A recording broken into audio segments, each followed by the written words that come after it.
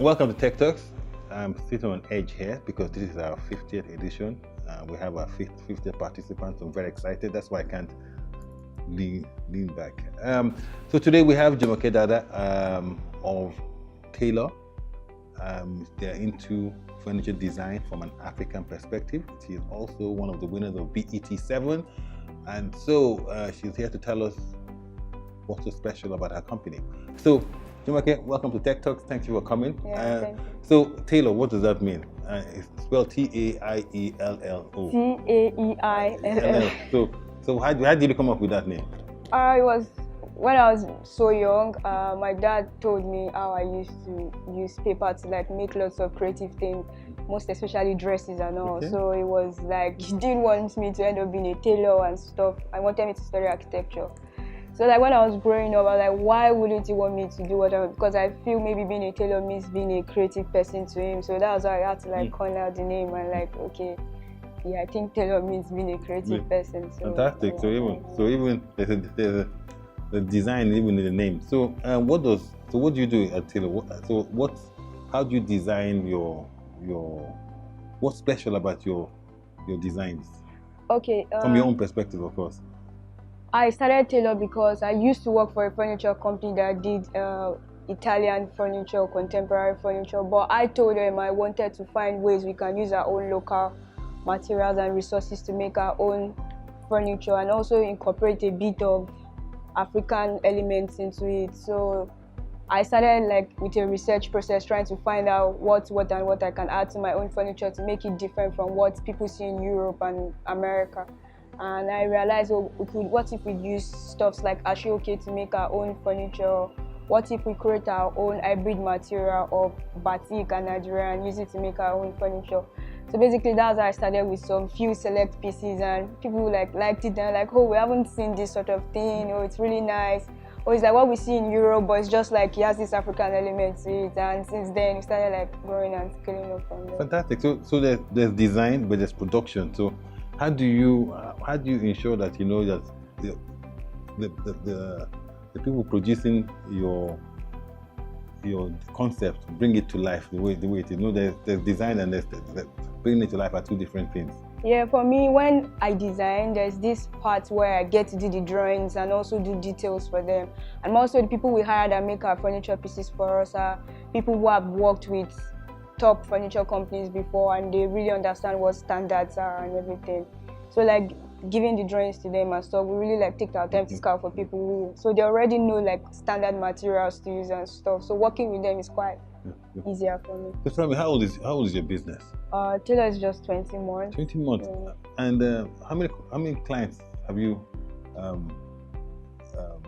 done things for? I know we've done up to 90-something clients. Yeah, like some corporate, some individuals. And so that's impressive. So because you know there's being able. So what's impressive me is that it's only 20 months.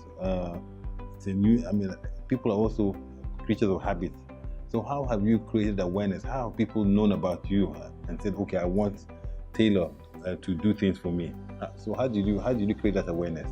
Okay, one of the things I did when I wanted to start the business was to see that I use technology, like leverage on technology to grow the business. And more so, I was really young. I was in school when I started the business, so I didn't have money because my parents weren't supportive of the whole idea. They just wanted me to go get a job. What I did was, I think technology is my only way out of getting people to know about what I do. So then I would like design, like put on Facebook and I think Facebook just came out with their Facebook ad then. So they were giving people free credits. So I ran my first Facebook ad and first person sent me a message, oh, I really like this piece of chair. Can you like make it for me? I've seen the price already and I think I like it. This is, cost tell me how many days.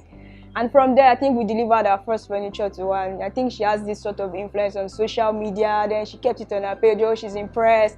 And before I knew it, like hours, I started getting DMs from people.